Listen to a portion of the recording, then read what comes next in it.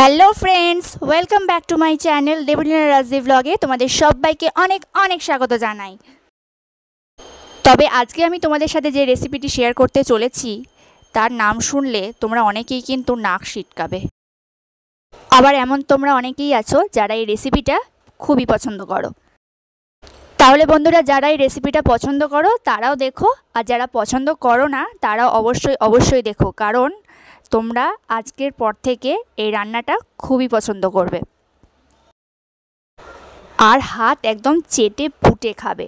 তাহলে বাবা, আমি তো এখনও নামই বলিনি রেসিপিটার। আজকের রেসিপির নাম হচ্ছে পটল আলুর তরকারি। তোমরা কি ভাবছো প্রতিদিনের ওই একঘেয়ে পটল আলুর তরকারি আমি দেখাচ্ছি? না না, এটা প্রতিদিনের ওই একঘেয়ে তরকারি নয়, এটা হবে একটু আলাদাভাবে। যেরকম বিভিন্ন অনুষ্ঠানে, গৃহপ্রবেশ বা পুজো বাড়িতে যেরকমভাবে হয়, ঠিক সেইভাবে আমি আজকে দেখাতে চলেছি তোমাদের। তাহলে চলো কথা না বাড়িয়ে আজকের এই রেসিপির জন্য কি কি উপকরণ লাগে সেটা চলো দেখে নিই আজকে তাড়াতাড়ি করে।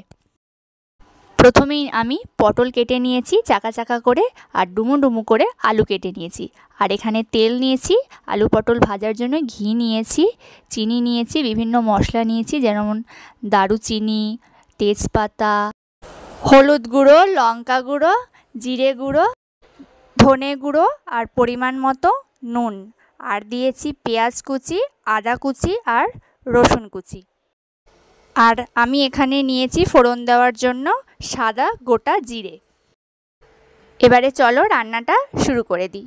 প্রথমেই গ্যাসটা জ্বালিয়ে নিয়েছি, তাতে একটা কড়াই বসিয়ে দিয়েছি গ্যাসের ওপরে।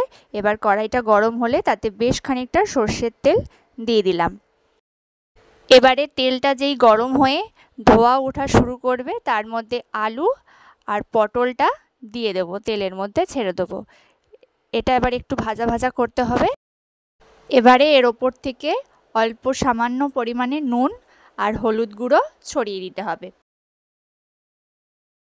নুন ও হলুদ গুঁড়ো ছড়িয়ে দেওয়ার পরে এগুলোকে খুব ভালো করে ভাজা ভাজা করে নিতে হবে, এবং ভাজা ভাজা করবার জন্য একটা পাত্র দিয়ে চাপা দিয়ে দিতে হবে, হালকা নেড়ে চেড়ে। এই আলু আর পটলটা ভাজার সময় গ্যাসটা মিডিয়াম ফ্লেমে রাখবে, না হলে পুড়ে যেতে পারে। এই আলু পটলটা ভাজার সময় তোমরা একটা পাত্র দিয়ে চাপা দিয়ে ভাজতে পারো, তাহলে তাড়াতাড়ি ভাজা হয়ে যাবে। আমার এখানে আলু আর পটলটা ভাজা হয়ে গেছে, আমি একটা পাত্রে তুলে রেখেছি। আলু আর পটলটা নামানোর পরে ওই কড়াইতেই সামান্য পরিমাণে সর্ষের তেল দিয়ে দিলাম। এবারে তেলটা গরম হয়ে গেলে পরে গোটা সাদা জিরে ফোড়ন দেব, ও তার সাথে একটা তেজপাতা ও দারুচিনিও দিতে হবে।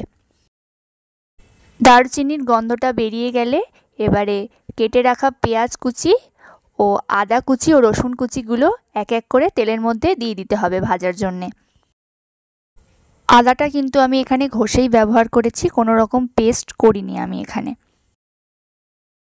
তোমরা এখানে পেস্টও ব্যবহার করতে পারো, কিন্তু পেস্টের থেকে ঘষে দিলে রান্নাটার স্বাদ আরও বেশি ভালো লাগবে।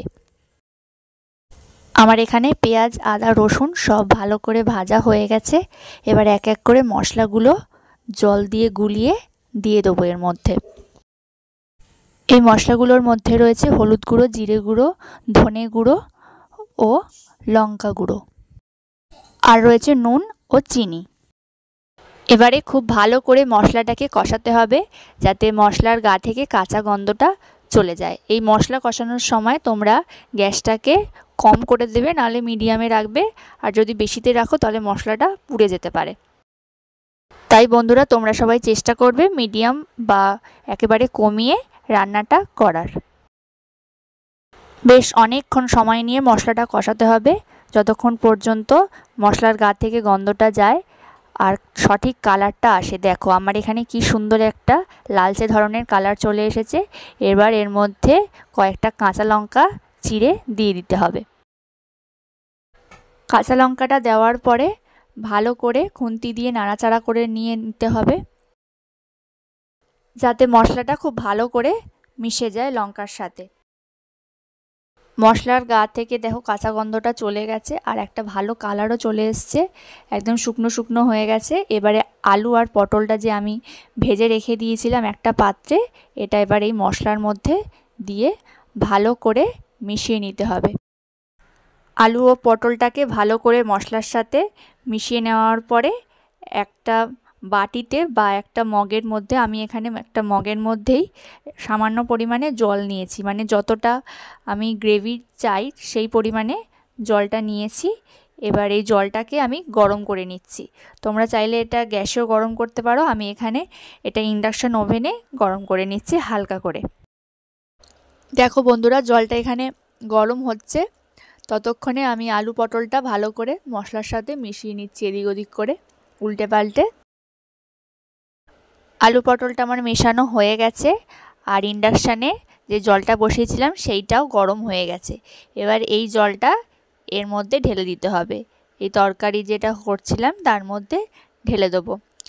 এই তরকারির মধ্যে, এই তরকারি বলে না, তোমরা যে কোনো তরকারি বা মাছের ঝোল, ডিমের ঝোল যাই বলো না কেন, তাতে যদি একটু জলটা গরম করে দাও তাহলে তার স্বাদটা খুবই ভালো আসে। তো বন্ধুরা, আমি এখানে হাফ মগ মতো জল ব্যবহার করেছি। আমি আজকের এই রান্নাটা একটু ঝোল ঝোল রাখবো, একদম শুকনো শুকনো করবো না, তাই এই পরিমাণে জল ব্যবহার করেছি। তোমরা চাইলে আরও কম জলও ব্যবহার করতে পারো বা বেশিও পারো, যার যেরকম গ্রেভি দরকার সে সেরকম জল ব্যবহার করবে। আর এই ধরনের তরকারি তোমরা রুটি, পরোটা বা লুচি দিয়েও খেতে পারো, সব কিছুর সাথেই খুব ভালো লাগবে।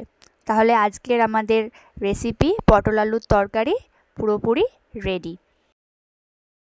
এই রেসিপিটি ভালো লাগলে বাড়িতে অবশ্যই একবার ট্রাই করো। আর আজকের ভিডিওটা যদি তোমাদের ভালো লাগে, লাইক করো, শেয়ার করো আর অনেক অনেক কমেন্ট করো। আর যাওয়ার আগে অবশ্যই চ্যানেলটা সাবস্ক্রাইব করে দিয়ে যেও। তাহলে বন্ধুরা, আজকের ভিডিওটা এখানেই শেষ করছি। দেখা হচ্ছে পরের দিন অন্য কোনো নতুন রেসিপি নিয়ে। ততক্ষণ পর্যন্ত সবাই ভালো থেকো, সুস্থ থেকো, টাটা, বাই।